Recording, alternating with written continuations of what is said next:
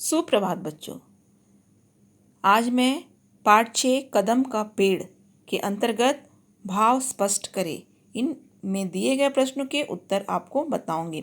इससे पहले मैंने मौखिक और लिखित प्रश्नों के उत्तर इसके पहले वाले वीडियो में बताया है। आज मैं भाव स्पष्ट करें इसके बारे में आपको बताऊंगी। भाव स्पष्ट करना कैसे किया जाता है, इसमें सबसे पहले होता है प्रसंग और फिर भावार्थ। तो पहला जो प्रश्न है, तुम आंचल डैश का चिन्ह है छिप जाता। ये जो है हमारी जो कविता है उसमें बिल्कुल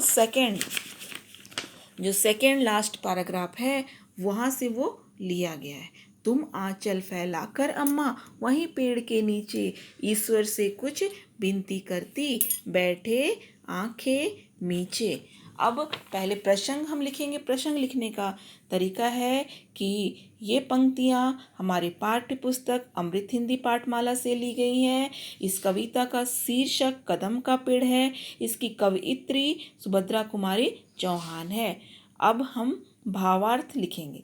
भावार्थ लिखकर हम उसके उत्तर को यहाँ पे लिखेंगे।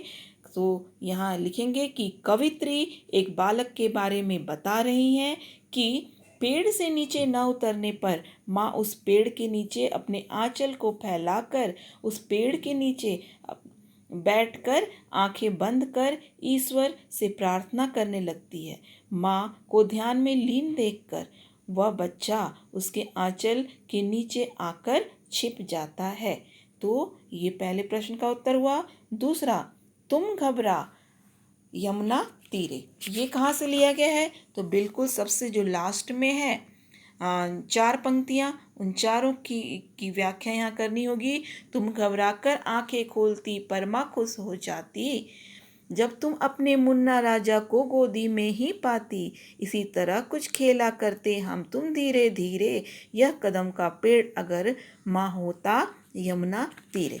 तो इस प्रश्न के उत्तर में भी सबसे पहले जो मैंने बताया कि प्रसंग लिखना है। जो क नंबर के प्रसंग को जैसा मैंने कहा था बिल्कुल इसमें भी वैसा ही लिखना है।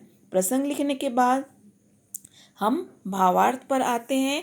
तो भावार्थ जो है उसमें लिखेंगे, कवित्री एक बच्चे के बारे में बताते हुए कह रही हैं कि माँ को अपने पास कुछ खोने का एहसास हो जाता है और यह सोचकर वो घबरा जाती है। वो अपनी आँखों को जब खोलती है तो अपनी गोद में अपने बच्चे को पाकर खुश हो जाती है।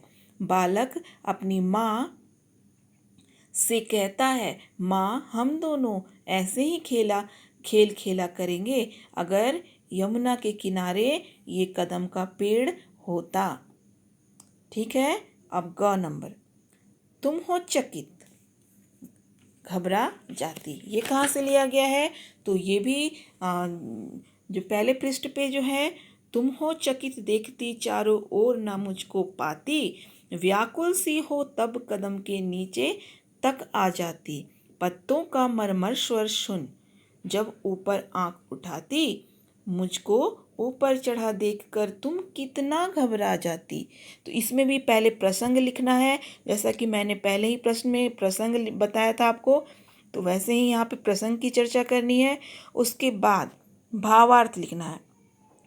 तो भावार्थ मैं बता देती हूँ। यहाँ पे भावार्थ लिखना है कि कवित्री एक बच्चे के बारे में बताते हुए कहते हैं कि माँ जब बच्चे को बाहर ढूंढने के लिए आती है तब अपने बच्चे को न पाकर व्याकुल हो जाती है। वह उसे ढूंढते हुए कदम के पेड़ के नीचे तक आती है। पेड़ पर पत्तों की मरमर की आवाज़ को सुनकर जब वह ऊपर देखती है तो अपने बच्चे को ऊपर चढ़ा देखकर घबरा जाती है। तो यहाँ पे तीनों पंक्तियाँ जो दी गई है उसकी व्याख्या मैंने कर दी है। आपको भी अपनी उत्तर पुस्तिका में अपनी कॉपी में इन पंक्तियों को लिखकर पहले प्रसंग लिखना है, जैसे कि मैंने बताया है क नंबर के प्रश्न में प्रसंग, तीनों में वैसे ही प्रसंग लिखना है और तीनों के भावार्थ को मैंने आपको बताया भी, तो वैसे ही भावार्थ लिखना है। ये काम आप पूरा करेंगे और उसके बाद भाषा बोध जो कि अगले वीडियो में मैं इसकी चर्चा करूँगी। धन्यवाद।